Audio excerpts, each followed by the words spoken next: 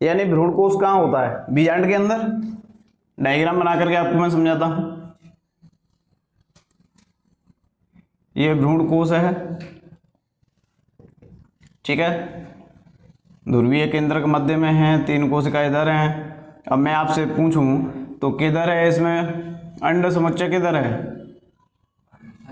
अभी तो कोई पता ही नहीं है किधर है अंड समुच्चय। कल भी बताया था, आप जैसे फ्री फॉर्म समुच्चय इसमें बना दिया तो अंड समुच्चय ये हो गया, ठीक है। इस तरीके से देखिए ये बीजांड की संरचना है जिसको अपन 2-4 साल करोड़ पहले से पढ़ते हुए आ रहे हैं, ठीक है। तो इसमें क्या होगा, जब पराग नलिका प्रवेश कर चुकी है, अपन फॉर एग्जांपल बीजांड द्वार से ही प्रवेश करा लेते हैं, ठीक है।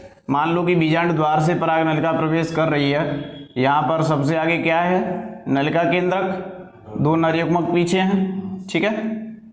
ये आगे नलिका केंद्रक है, नरयुग्मक है। तो ये बीजांड में प्रवेश की, बीजांड में प्रवेश करने के बाद अब कहाँ प्रवेश करेगी? अंदर भ्रूणकोश में। ये जो आपको थैलेनुमा संरचना दिखाई दे रही है अंदर, ये वाली, इसको अपन क्या बोलते हैं? भ्रूणकोश बोलते हैं। क्लियर? ये भ्रूणकोश है, इसमें प्रवेश करेगी। तो परागनलिका जब बीजांड में प्रवेश कर जाती है उसके बाद में इसका भ्रूणकोश में प्रवेश 3 प्रकार से हो सकता है। कितने प्रकार से हो सकता है? 3 प्रकार से। देखिए कौन कौन सी संभावना बन सकती है। सबसे पहला है किसी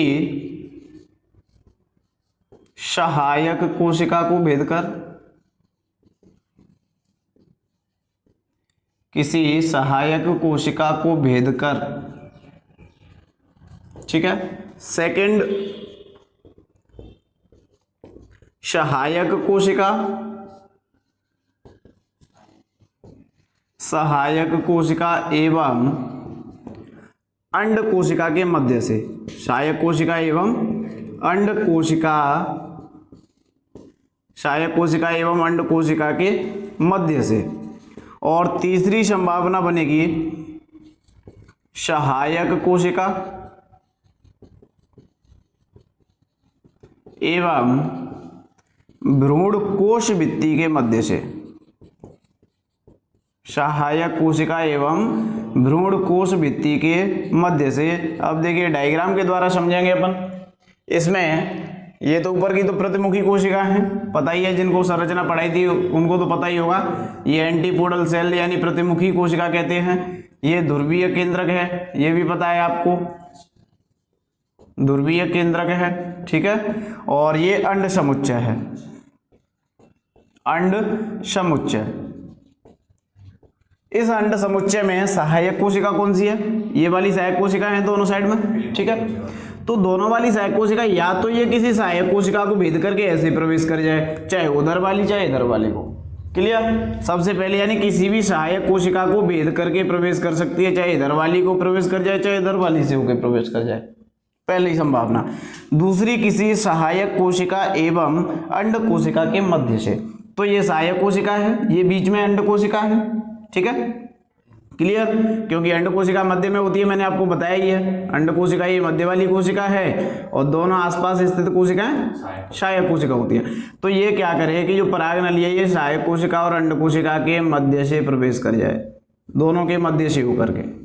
क्लियर? ठीक है। सेकंड, तीसरा नंबर है सहायक कोशिका और भ्रूणकोश भित्ति के मध्य से।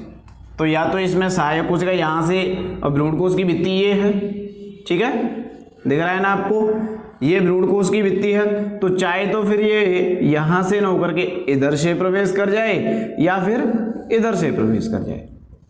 ये भी सहायक कोशिका भ्रूणकोश की भित्ति के मध्य से होगा, इधर से करेगी तो ये भी सहायक कोशिका और भ्रूणकोश की भित्ति के मध्य से होगा। क्लियर? तो 3 प्रकार से भ्रूणकोश में अंड कोशिका, 3 प्रकार से भ्रूणकोश में प्रवेश करती है परागनलिका, ठीक है। सहायक कोशिका को भेदकर सहायक कोशिका एवं अंड कोशिका के मध्य से और सहायक कोशिका एवं भ्रूणकोश भित्ति के मध्य से।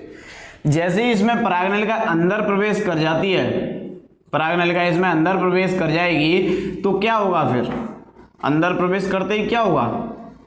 ये परागनलिका इसमें अंदर प्रवेश करेगी तो अंदर प्रवेश करते ही इसका जो ऊपरी सिरा है वो फट जाएगा, और ऊपरी सिरा फटते ही इसमें जैसे अंदर प्रवेश कर गई, ऊपर का सिरा फट गया, तो एक तो नलिका केंद्रक ये तो यहाँ नष्ट हो जाएगा, जो नलिका केंद्रक है उसका कार्य समाप्त, ये यहाँ नष्ट हो गया। केवल दो जो नर युग्मक हैं वो इसमें मुक्त हो जाएंगे। नलिका केंद्रक नष्ट, उसका कार्य खत्म हो गया क्योंकि उसका कार्य इतना ही था। दो जो नर युग्मक हैं वो यहाँ पर आकर के मुक्त कर दिए जाएंगे, जिसमें से एक नर युग्मक ध्रुवीय केंद्रक की तरफ, दूसरा नर युग्मक अंड कोशिका की तरफ। ठीक है, एक नर युग्मक ध्रुवीय केंद्रक की तरफ जाता है, एक अंड कोशिका की तरफ। तो एक अंड कोशिका के साथ जुड़ेगा यानी संलेत होगा।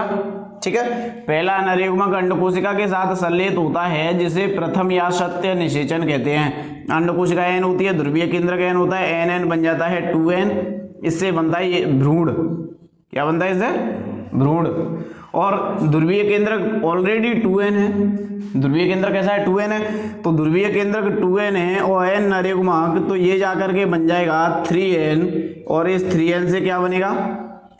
भ्रूण पोष। क्या बनेगा इससे? भ्रूण कोश नहीं, भ्रूण पोष। इसमें भी अंतर है। कोश तो ये संरचना भ्रूण कोश कहलाती है, और पोषण देने वाली संरचना जो अब बनेगी, भ्रूण कोश के अंदर जो संरचना बनती है जो भ्रूण को पोषण देगी, उसको कहते हैं भ्रूण पोष। ये होती है 3n। क्लियर? ठीक है, तो ये है परागनलिका का भ्रूण कोश में प्रवेश। कोई किसी को दिक्कत हो तो मुझे मैसेज कर सकता है, फोन कर सकते हैं क्लास के बाद या क्लास के समय कभी भी। ठीक है, तो चलिए लिखिए।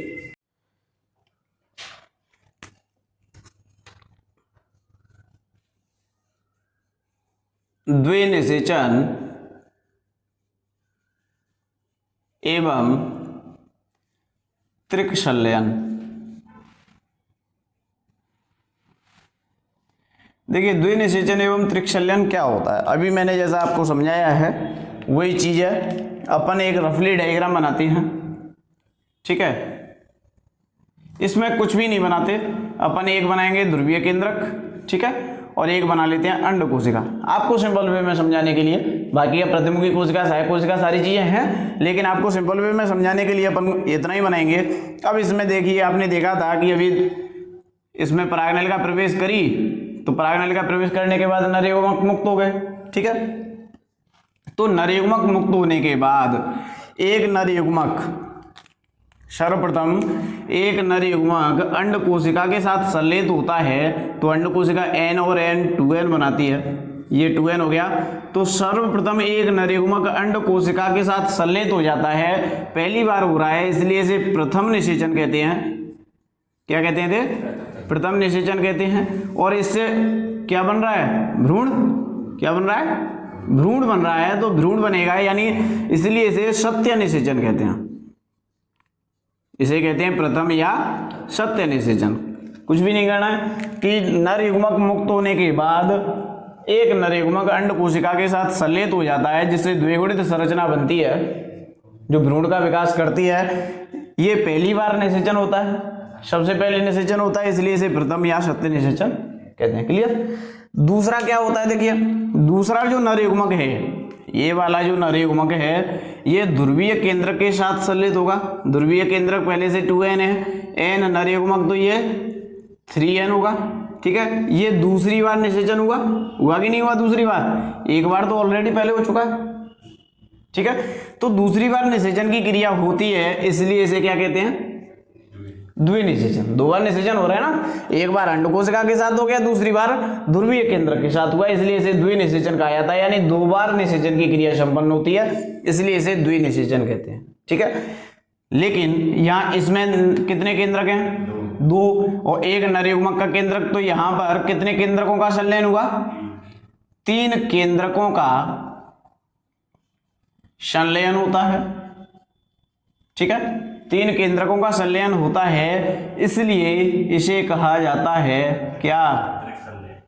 क्लियर?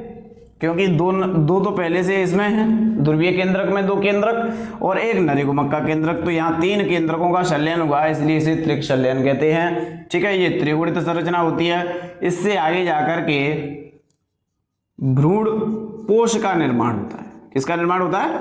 भ्रूण पोष का। ये भ्रूण पोष क्या करता है? विकसित हो रहे भ्रूण को क्या देता है? पोषण। विकसित हो रहे भ्रूण को पोषण देने का कार्य करता है। क्लियर? ठीक है, तो ये है द्विनिषेचन और त्रिकशल्यन। द्विनिषेचन की जो खोज करने वाले वैज्ञानिक हैं, नवाशियन वैज्ञानिक हैं, नवाशियन वैज्ञानिक ने द्विनिषेचन को खोजा था लिलियम और फ्रिटिलेरिया पादपों में। फ्रिटिलेरिया, इनको ऐसे कोई पादप ही नहीं मिले जिनको आप अच्छे तरीके से जानते हो। ये जो काम करते हैं सब ऐसे काम करेंगे जिनको जानते ही नहीं हो हर कोई। ठीक है कि नहीं? तो ऑब्जेक्शन भी उठाना चाहेगा तो हर कोई तो उठा ही नहीं सकता, पहले तो खोजता ही रहेगा कि लिलियम और फ्रिटिलिया पादप होते कौन से हैं, कैसे होते हैं। ठीक है कि नहीं? जब जाकर के प्रैक्टिकल करे उस पर। तो नवाशियन वैज्ञानिक हैं जिन्होंने द्विनिषेचन की खोज की थी। किसमें की थी? लिलियम और फ्रिटिलेरिया पादपों में। क्लियर? कोई दिक्कत, समस्या, परेशानी, प्रॉब्लम कुछ भी नहीं जा रहा में से? चलिए तो लिखिए। बच्चे हैं जो चालू रखते हैं, उससे क्या है कि अब डाटा भले व्हाट्सएप पर मैसेज आए या कुछ भी नहीं हो, फिर भी ख़त्म होता रहता है। ठीक है, और जिससे क्या रहता है कि जब चालू रहेगा तो डाटा कम रह जाएगा, तो उससे फिर दिक्कत आती है। तो देखिए, सबसे पहला महत्व तो ये है कि द्विनिषेचन में क्या होता है। द्विनिषेचन में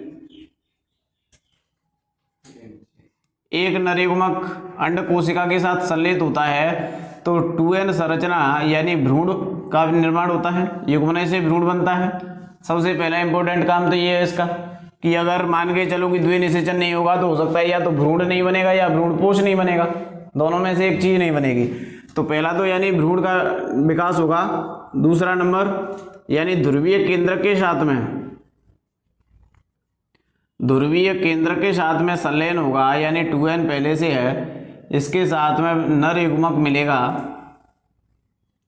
तो ध्रुवीय केंद्रक 2n प्लस नर युग्मक बनने वाली संरचना क्या हो गई?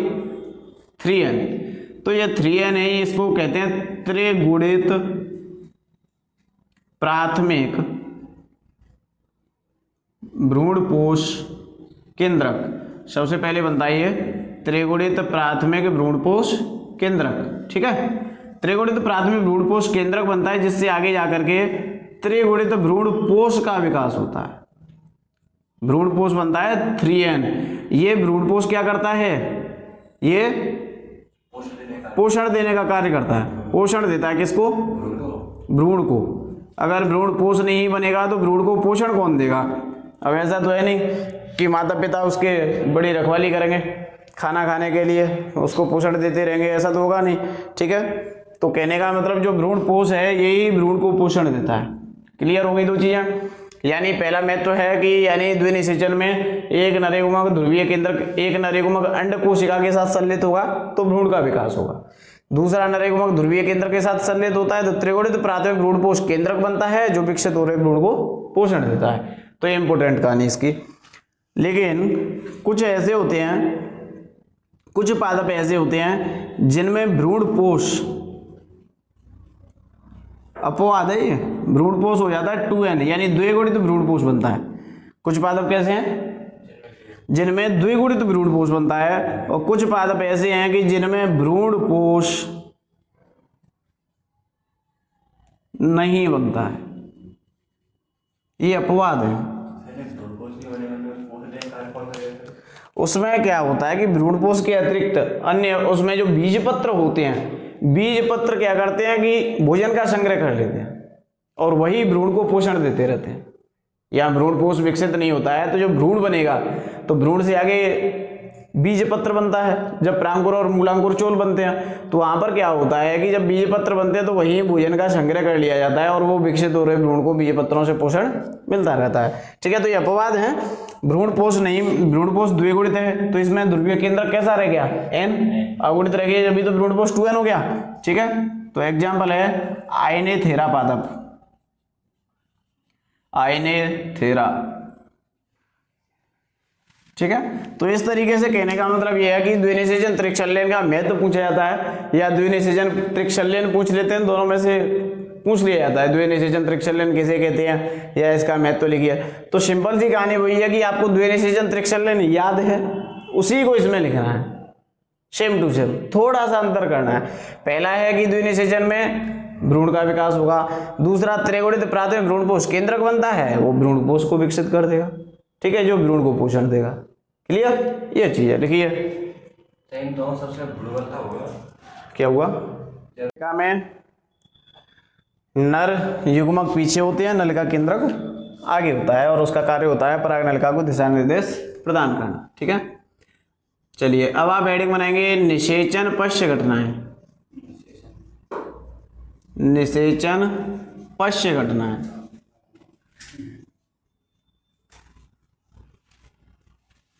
नाम से ही पता चल रहा है निषेचन पश्य घटनाएं। मैंने आपको कई सालों से बोलता हुआ आ रहा हूं, 2-4 साल करोड़ पहले से, कि बस आपको तो नाम पे ध्यान देना है। मोस्टली ज्यादातर यानी 70% 80% चीजें कुछ ऐसी होती है जो नाम से ही पता चल जाता है। निषेचन पश्य घटनाएं पूछा जाए तो क्या होगा, निषेचन की क्रिया के बाद संपन्न होने वाली समस्त घटनाएं क्या कहलाती हैं, निषेचन पश्य घटनाएं कहलाती हैं, ठीक है। तो निषेचन की क्रिया के बाद संपन्न होने वाली समस्त घटनाओं को निषेचन पश्य घटना कहते हैं। क्लियर। अब निषेचन की क्रिया हो गई तो क्या होगा, युग्मनज बन गया, निषेचन हो गया तो युग्मनज तो बन ही गया। अब युग्मनज से आगे क्या बनेगा, युग्मनज से आगे भ्रूणोद्भव, यानी कहने का मतलब भ्रूण का विकास होगा। भ्रूणोद्भव क्या है, भ्रूण का विकास। और दूसरा पादपों में पढ़ रहे हैं अपन तो भूलेंगे नहीं, भ्रूणपोष का विकास। दो चीजें होंगी, भ्रूणपोष और भ्रूण। क्लियर। तो निषेचन की क्रिया के बाद संपन्न होने वाली समस्त घटनाएं निषेचन पश्य घटनाएं कहलाती हैं, जिसमें भ्रूण का विकास होगा, भ्रूणपोष का विकास होगा और उसके बाद में फिर बीज का विकास होगा। बीज का भी तो विकास होगा, बीज भी तो बनेगा। निषेचन हो गया, भ्रूण बन गया, भ्रूणपोष बन गया, फिर बीज का विकास होगा। अब बीज बन गया तो फल कौन सा रह जाएगा, वो बोला मुझे भी बना दो, तो हमने कहा चलो आपको भी बना देते हैं, फल का विकास। तो ये हुआ निषेचन पश्य घटना है, ठीक है। यानी सबसे पहले पढ़ेंगे अपन भ्रूण, भ्रूणपोष, बीज का विकास, फल का विकास। जिस दिन फल का विकास हो जाएगा उसके बाद में फिर आपको एपियोमिक्सिस पढ़ाएंगे, ठीक है, यानी असंग जनन और चैप्टर कंप्लीट, इतना बचा हुआ है बस, ठीक है। अब इसमें सबसे पहले अपन पढ़ेंगे भ्रूणपोष, ये छोटा है, पहले इसको लेंगे, उसके बाद में भ्रूण का विकास पढ़ेंगे, क्योंकि भ्रूणपोष बनेगा पहले जब भी तो भ्रूण को पोषण मिलेगा, और अपन पहले भ्रूण को पढ़ लेंगे तो फिर पीछे पोषण देने का तो काम पीछे रह जाएगा। तो पहले भ्रूणपोष का निर्माण करेंगे जिससे भ्रूण को पोषण मिले, फिर उसके बाद में भ्रूणपोष पढ़ेंगे, बीज का विकास पढ़ेंगे और फल का विकास पढ़ेंगे। क्लियर। लिखिए निषेचन पश्य घटना में लिखे, ठीक है। तो एक बार मैं जब तक आप नोट कर रहे हैं फिर से रिपीट करता हूं। भ्रूणपोष क्या है, यानी ध्रुवीय केंद्र के साथ एक नर युग्मक शल्यित हुआ, ठीक है।